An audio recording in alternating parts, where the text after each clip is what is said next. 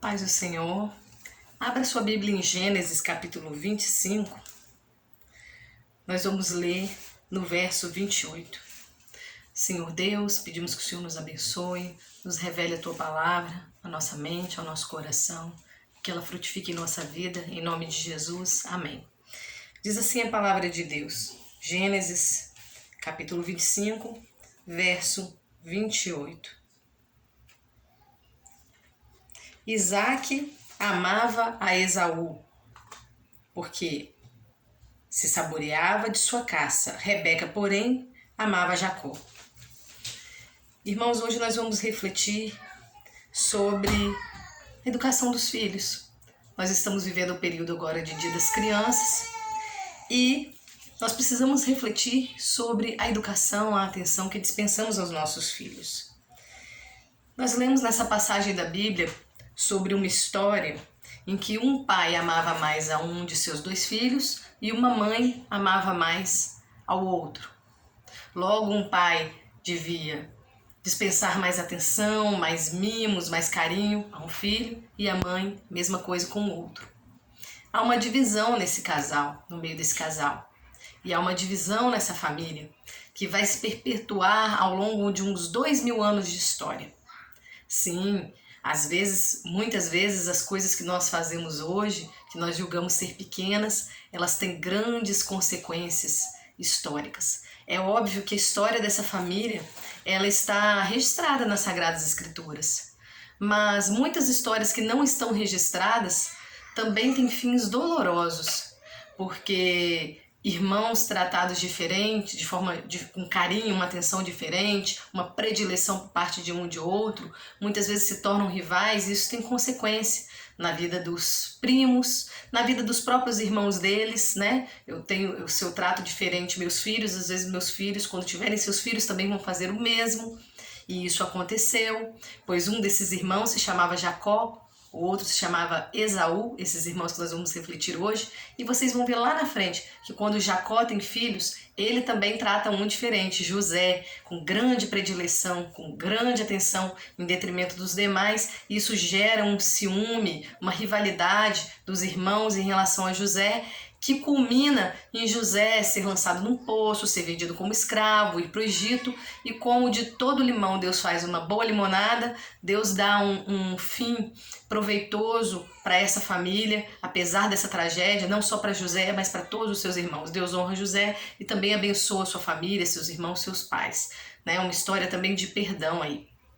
Mas essa história de Esaú, essa não é a história que nós vamos refletir hoje.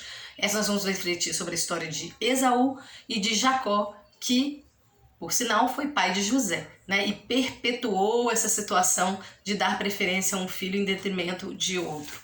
Então, nós como pais devemos ter atenção a isso. Vamos refletir nessa história. Bom, quando a gente olha para as Sagradas Escrituras, nós vamos ver lá, em primeiro lugar, que Gênesis 25, 23, antes mesmo dessa passagem que nós lemos, Deus já ciente de todas as coisas, né, onisciente, ele já diz, né, que dois povos surgirão do ventre dessa mulher, da Rebeca, e o mais velho servirá ao mais moço. O mais velho é Esaú, são gêmeos, nasceu primeiro, um pouquinho primeiro, e o mais moço Jacó, que nasceu com a mãozinha agarrada no calcanhar do seu irmão. Em Gênesis 25 e 27, 25 verso 27, Esaú vende o seu direito de primogenitura para seu irmão Jacó, por um prato de sopa, um ensopado de lentilhas. No capítulo 27, Jacó rouba a bênção de Esaú.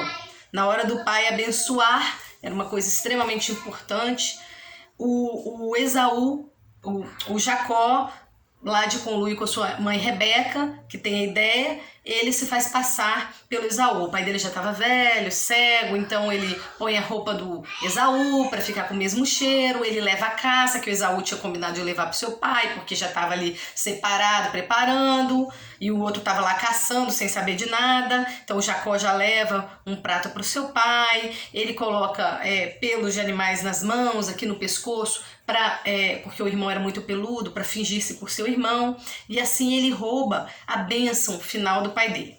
No capítulo 28, nós vemos que Isaac diz para Jacó para não tomar esposas em Canaã, tá? E para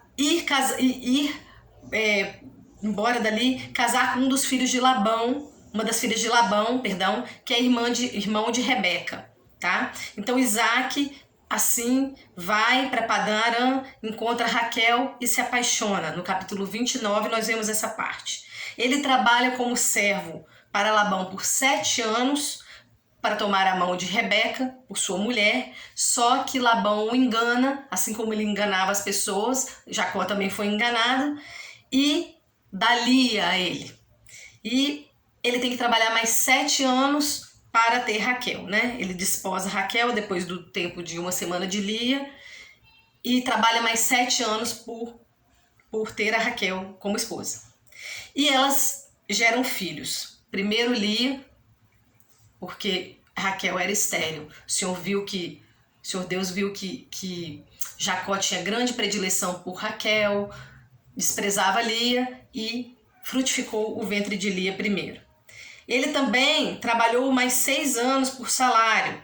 Esse salário foi mudado várias vezes, porque quando o seu sogro Labão via que ele estava enriquecendo num determinado trato, por exemplo, o gado malhado é meu.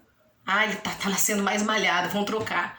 Vamos fazer um outro trato, não é mais o gado malhado que é seu. E assim ele ia mudando o salário do genro, mas Deus abençoava o genro. Todo trato que eles faziam, Deus abençoava Jacó. E Jacó vai embora. Então no capítulo 32, após Jacó ir embora, e tem toda uma situação, Labão vai atrás dele, depois eles fazem uma aliança. No capítulo 32 você lê sobre a reconciliação de Jacó com Esaú. No capítulo 33 você vê esse encontro, mas você também percebe que, embora se perdoem mutuamente, eles não vivem juntos. Esaú vai habitar no monte Seir, que é Edom, terra de Edom, que mais tarde vai se chamar Petra, e Jacó vai habitar Siquém, depois em Betel, em Efrata, que é Belém. Ou seja, ele vai peregrinar um pouco ali ao longo do tempo pela terra de Canaã. Éder, né? E por aí vai. A gente percebe que, embora esses irmãos tenham se perdoado, há um histórico de mágoas entre seus descendentes. Nós vemos que Edom, ele é saqueado e despojado e se refugia no sul da Palestina, próximo ao deserto de Negueb, tá? Mas antes disso, e lá os árabes conquistam Edom e eles passam a se chamar idumeus. Mas antes disso acontecer, nós vamos chegar nessa parte com calma, nós vemos todo um histórico de mágoas antes desse desfecho que eu vou dizer aqui para vocês.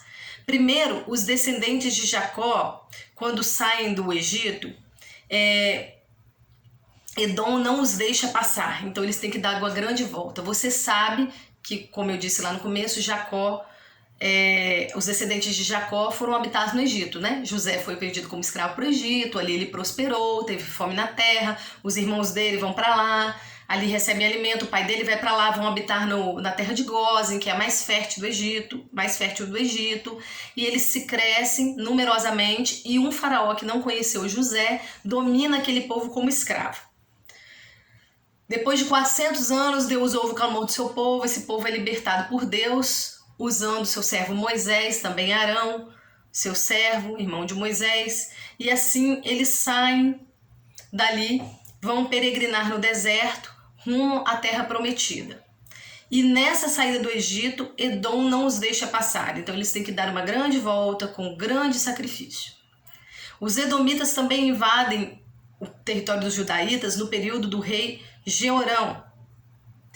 Houve grande violência, massacre. No período do rei Josafá, Edom se alia às amonitas e aos moabitas para invadir Judá. Então, lembrando, Edom é o território de Esaú. Quando a Bíblia fala Edom, são os descendentes de Esaú. Os descendentes de Esaú oprimindo seus irmãos, que são os descendentes de Jacó, que são os judeus, certo? Ok.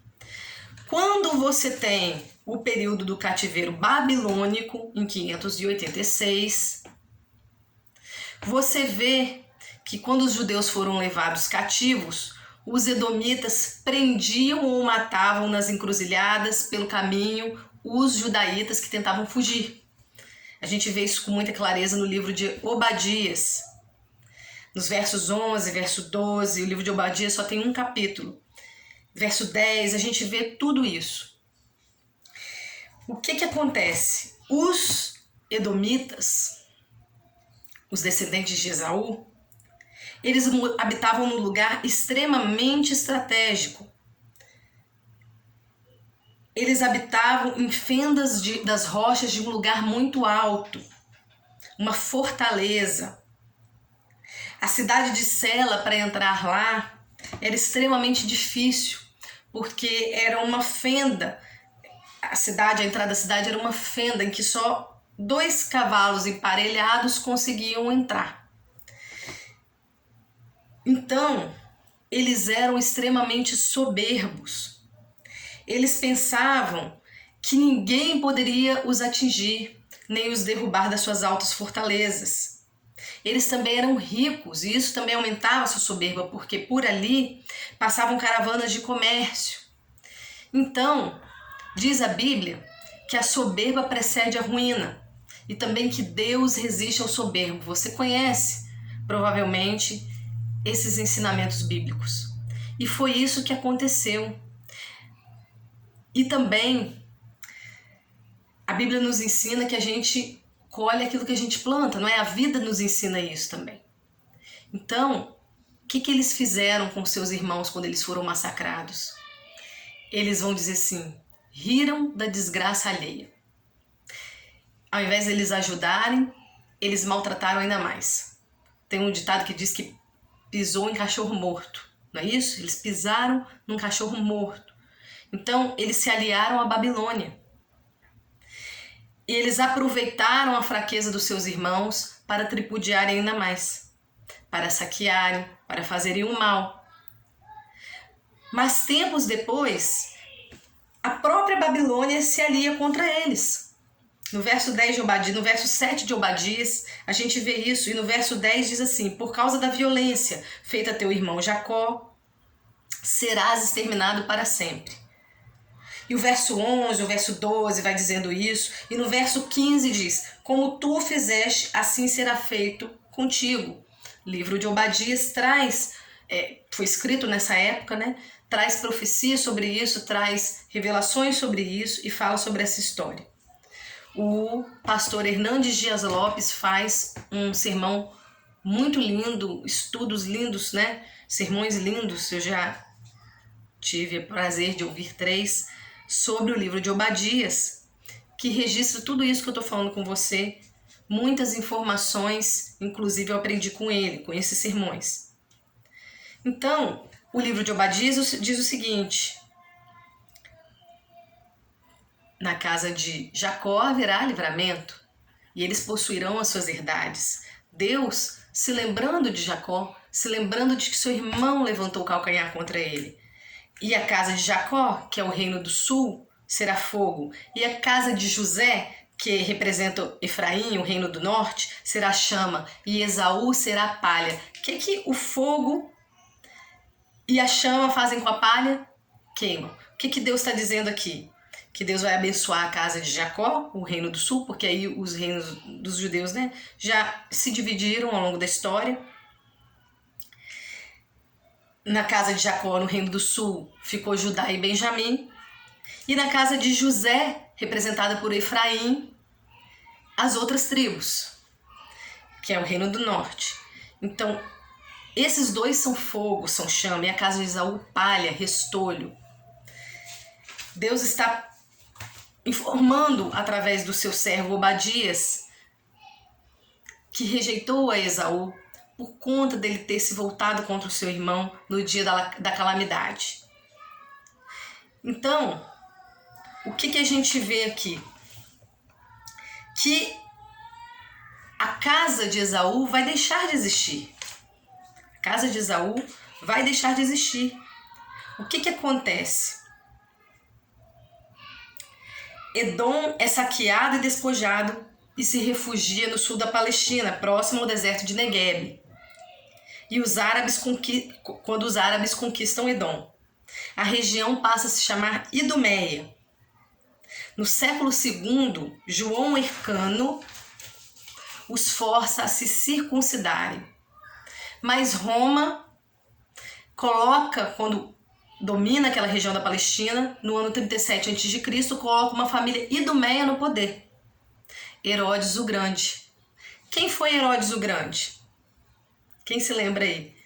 Herodes o Grande foi aquele que matou os bebês para tentar impedir a vinda do Messias. Lembra dessa história? Que os reis magos procuram saber onde ia nascer o Messias, e Herodes o Grande, com medo desse rei que ia nascer, com medo de ser um reinado terreno, de roubarem o trono dele, manda matar os bebês para tentar impedir o nascimento do rei Jesus.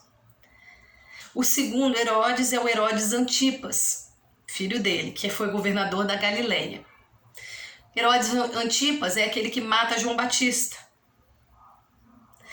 Herodes Antipas queria impedir Jesus de pregar. Jesus o chama de raposa. Herodes Antipas escarnece de Jesus porque queria que Jesus fizesse um milagre na frente dele. Jesus não faz, então ele entrega Jesus a Pilatos. Todos esses que eu estou citando para vocês são idumeus ou edomitas, ou seja, são descendentes de quem? De Esaú.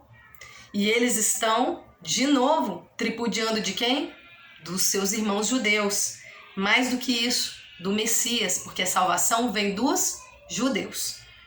Jesus era um judeu. Então, o terceiro Herodes, o terceiro edomita, ou idumeu, como eles passaram a se chamar, o terceiro descendente de Esaú no poder, nessa época do Império Romano, é Herodes Agripa I. Herodes Agripa I, continuando a série de barbáries, mata o apóstolo Tiago, irmão de João, e prende Pedro para matar após a Páscoa. O quarto Herodes no poder, Herodes Agripa II. Herodes Agripa II era casado com sua irmã Berenice. Ele recebe Paulo e, ouvindo a pregação de Paulo, ele diz que quase se converteu ao cristianismo. Mas ele quase se converteu, então ele perdeu a sua chance. E aqui acabou a história do povo idumeu ou edomita, dos descendentes de Esaú. Porque Edom foi destruída. Edom foi destruída. A gente vê que no ano 70, o imperador Tito Vespasiano invade Jerusalém, destrói Jerusalém, os judeus são dispersos e os edomitas são destruídos. Não se tem mais registros históricos desse povo na Bíblia.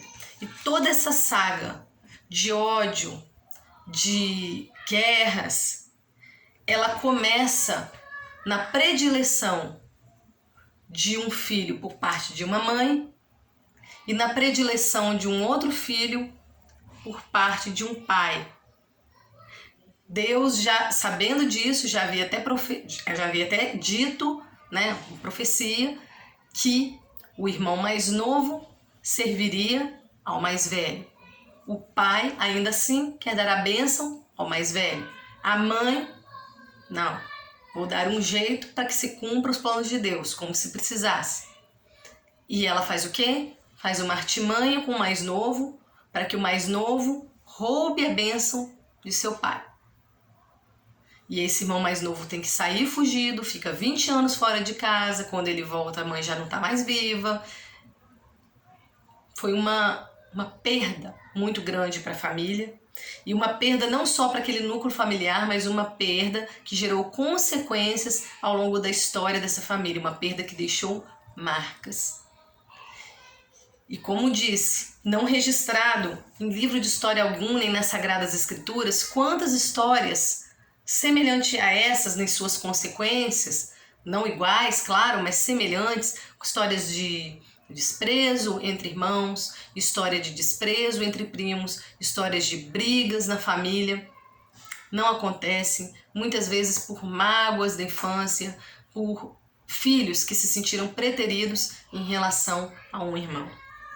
Então, embora seja um sermão feito no dia das crianças ou nesse período, ele trata de um assunto muito sério para nós que somos pais. Claro que você tem que tratar os seus filhos de forma diferente na diferença deles.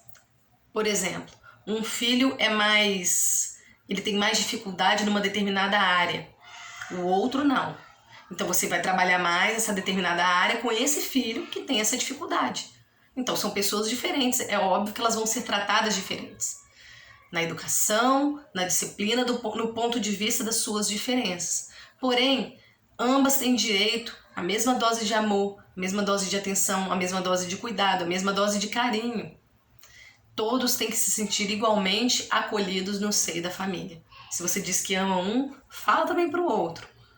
Se você abraça um, abraça também o outro. Dá trabalho e cansa, né? Fazer a mesma coisa que em casa é com 3. Mas se a gente não faz, eles mesmos percebem. Às vezes quando dou um abraço em um, passo a mão no cabelo. O outro vem e fala, mãe, faz esse carinho em mim também. Então tem que ir lá fazer o carinho igual, passar a mão no cabelo. Tem que estar atento. Às vezes tá numa situação com um e fala, ó, mamãe te ama. Você já vê a carinha do outro olhando. Você vai lá no outro, que às vezes não estava naquela situação, uma situação talvez de uma resolução de um conflito com o filho, um perdão, né? Fez alguma coisa errada com você, você vai lá, depois acolhe. Então você vai no outro, ó, mamãe também te ama. Então, a gente precisa ter esse discernimento o tempo inteiro, porque nós somos as referências dos nossos filhos, nós somos os adultos conscientes na vida deles, temos que estar conscientes do nosso papel na vida deles, e nós somos as primeiras referências deles, as primeiras referências de amor, de socialização, de acolhimento, de disciplina também, de regras, de tudo. E nós temos que ter as mesmas regras, a mesma disciplina, o mesmo amor, o mesmo acolhimento com todos eles, dentro de suas particularidades. Então, para fazer isso, é um grande desafio. Como diz o meu marido, não existe uma receita de bolo, não existe um manual para criar filhos, porque eles não são robôs. Se eles fossem robôs, seria fácil, né? Um manual resolvia tudo, como resolve com um carro, com um liquidificador, mas não são. Eles são diferentes. Não existe um ser humano igual ao outro. Então, como que você, que é uma pessoa também limitada, vai conseguir fazer isso? Tratar diferente as diferenças, tratar igual no que tem que ser igual, na igualdade, na universalidade do amor, de coisas como o perdão, o acolhimento, que são coisas universais. Como que você vai fazer isso se você também é um ser humano limitado? Só tem uma maneira: orar a Deus, pedir a Ele, entregar a sua vida ao Senhor, consagrar a sua vida, a sua família, os seus filhos, a sua casa ao Senhor Jesus. Refletir nas Escrituras, porque nas Escrituras a gente aprende muita coisa. A gente aprende tudo que a gente precisa saber. As coisas mais importantes. Então, não há, diz Eclesiastes, né, não há medida para fazer livros. Muito estudo às vezes é enfado e cansaço da carne. Uma coisa a gente tem que ter: teme a Deus, medita nas suas escrituras, medita na sua palavra, busca Deus, ora a Deus, que Ele vai te dar discernimento em cada situação. Ele não vai te dar um manual, Ele vai te dar algo muito melhor. Ele vai te dar o Espírito Santo dele, para mim, para você, porque eu também preciso disso, para todos nós, porque todos precisamos. E esse Espírito Santo vai nos conduzir ao caminho, à verdade, vai nos ajudar a educá-los para Deus. Muitas pessoas dizem: eu crio meus filhos para o mundo. Eu não crio os meus filhos para o mundo, eu crio os meus filhos para Deus. Eu sei que essas pessoas bem-intencionadas estão dizendo o seguinte: os filhos não são meus. Eles vão tomar as próprias decisões deles. Sim, eles vão. Mas quando eles são crianças, eu preciso dar a eles o que eu tenho de melhor. Depois eles vão tomar as decisões deles. E eu vou orar para que eles tomem as decisões certas. Eu vou orar para que eles sigam os caminhos de Deus. Eu não posso deixar uma criança ao seu bel prazer, né? Fazer o que bem entende, não ter noções de limites, não ter noções de responsabilidade, não ter noções de que há um Deus que nos ama, e mais um Deus que também é justo, que também quer que nós hajamos com justiça, com misericórdia. Eu tenho que ensinar padrões morais aos meus filhos. E os padrões morais, eles estão na palavra de Deus. Mesmo a justiça humana, ela bebe nas águas da justiça divina, dos 10 mandamentos. Observe, até mesmo o direito humano, ele bebe nas águas dos 10 mandamentos. Então, nós precisamos ensinar aos nossos filhos, dar a eles bases, para que depois eles tomem suas decisões. Então, eu não crio meus filhos para o mundo, eu crio meus filhos para Deus, em nome de Jesus. Esse é o meu papel, esse é o nosso papel. Então, eu peço a Deus e oro em nome de Jesus nesse momento, para que Deus nos abençoe na educação das nossas crianças. E se você também deseja isso, feche seus olhos e vamos orar. Senhor, nós te agradecemos por mais um dia das crianças vivido. 1 ano depois, estamos aqui com os nossos filhos e isso é muita bênção. Agradecemos também pelas crianças que estão vivendo seu primeiro dia das crianças, como é o caso da minha pequena. Muito obrigada, Senhor, pela vida deles e pela vida dela. Te peço, Senhor, em nome de Jesus, que abençoe a mim e o meu marido como pais e nos ajude, Senhor, a instruir os nossos filhos, a educá-los para o Senhor, na Tua presença, educando-os no caminho em que eles devem andar. É isso que nos diz a Tua palavra, é isso que nos ensina a Tua palavra. Ensina a criança no caminho que deve andar, e mesmo quando for velho, jamais se desviará dele. E é isso que nós te pedimos, Senhor. Também peço isso pelas pessoas que estão me ouvindo nesse momento.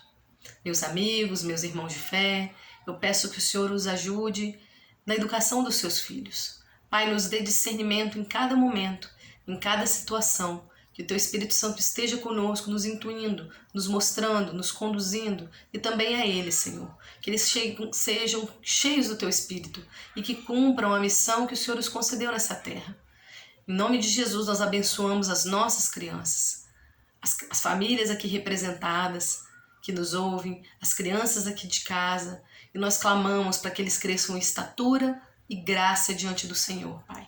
Que sejam homens e mulheres de Deus, abençoados e abençoadores, que façam diferença nas suas famílias, na sociedade, e que consigam viver e anunciar as boas novas da Tua palavra. Em nome de Jesus é que nós oramos. Amém.